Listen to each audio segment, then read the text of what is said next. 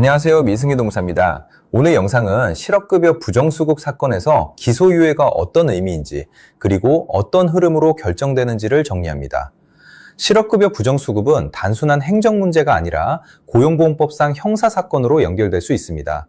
부정행위가 인정되면 사건은 수사 절차를 거쳐 검찰로 송치될 수 있습니다. 여기서부터 많은 분들이 혼란스러워합니다. 검찰로 넘어가면 무조건 벌금이냐? 이런 질문이 나오는데 실무에서는 크게 두 갈래로 갈립니다. 하나는 기소유예입니다.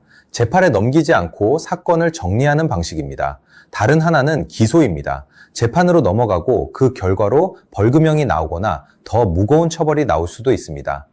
특히 주의할 점은 부정수급이 반복되거나 규모가 크거나 여러 사람이 엮인 형태로 보이면 사건이 더 무겁게 평가되어 실형이 구형되는 흐름으로도 갈 수 있다는 점입니다. 오늘은 그 중에서도 기소유예 처분이 나오는 구조를 중심으로 어떤 요소가 유리하게 작용하는지, 반대로 어떤 요소가 기소로 넘어가게 만드는지를 현실적으로 설명드리겠습니다. 실업급여 부정수급이라고 해서 모든 사건이 무조건 검찰로 송치되는 건 아닙니다. 실무에서는 처음부터 형사로 가는 게 아니라 사건의 형태와 반복 여부에 따라 갈립니다. 공모형이 아닌 일반 부정수급이고 자진 신고를 한 경우라면 내사 종결로 검찰에 송치되지 않는 경우가 있습니다. 또 자진 신고를 하지 않았더라도 부정수급 회차가 실업 인정일 기준 2회차 미만이라면 행정처분으로 사건이 종결되는 경우가 있습니다. 반대로 이 범위를 벗어나면 사건은 대체로 형사 절차로 전환되고 검찰 송치로 이어집니다. 즉, 실업 인정일 기준 2회차 이상이거나 반복이나 공모 정황이 있거나 고의성이 뚜렷한 경우에는 검찰 단계에서 처분이 갈리게 됩니다. 그리고 그 지점에서 기소유예로 정리되는 구조가 있고 기소돼서 재판으로 넘어가는 구조도 있습니다. 노동청 단계에서는 수급자가 제가 잘못했습니다, 죄송합니다 라고 반성의 태도를 보이더라도 행정처분 자체가 그걸로 바뀌는 구조는 아닙니다. 행정처분은 기준에 따라 환수나 추가 부담 같은 결론이 정해지는 경우가 많습니다. 다만 검찰로 송치된 뒤에는 얘기가 달라집니다. 그때부터는 피의자의 태도, 즉 얼마나 반성하고 있는지, 조사에 얼마나 협조했는지, 피해를 어떻게 정리했는지 같은 요소가 사건의 무게를 판단하는 재료가 됩니다. 그렇다면 이런 양형 요소를 검사는 어떻게 판단할까요?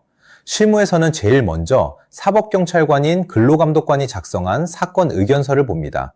그 의견서에는 수급자의 진술 내용, 조사 협조 정도, 반성 여부 같은 부분이 정리되고 수사관의 의견도 포함됩니다. 검사는 이 내용을 우선적으로 참고해서 사건의 방향을 잡는 경우가 많습니다. 다음으로 보는 건 부정수급으로 인한 반환금과 추가 부담금 납부 상황입니다. 수급자가 일시납으로 납부했는지, 분납이라면 분납 계획에 맞춰 성실하게 납부하고 있는지, 이런 사정도 창작 요소가 됩니다. 그리고 더 중요한 게 있습니다. 부정행위 자체가 고의였는지 아니면 과실에 가까운 실수였는지입니다.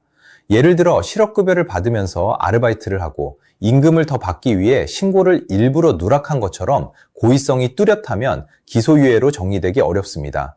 반대로 고의라고 보기 어려운 사정이 확인되면 기소유예 판단에서 핵심 포인트가 될 수 있습니다.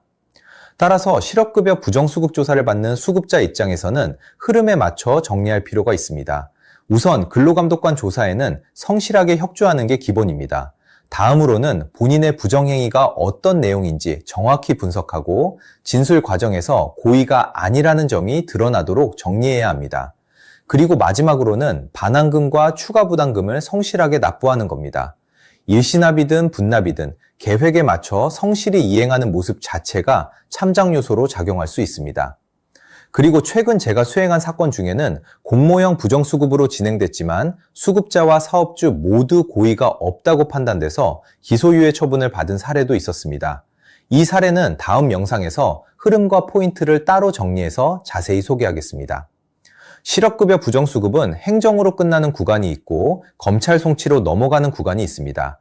검찰 단계에서는 기소유예로 정리될 수도 있고 기소돼서 재판으로 갈 수도 있습니다. 그리고 그 갈림길에서 실무적으로 중요한 판단 재료는 조사 협조와 진술의 정리, 그리고 납부 이행, 마지막으로 고의성 평가입니다. 이 구조를 알고 준비하면 같은 사건이어도 결과가 달라질 수 있습니다. 오늘 내용 보시고 본인 상황에서 궁금한 점이 있으시면 댓글로 남겨주세요. 상황을 일반화해서 판단 기준 중심으로 답변 드리겠습니다. 민승기 농사였습니다.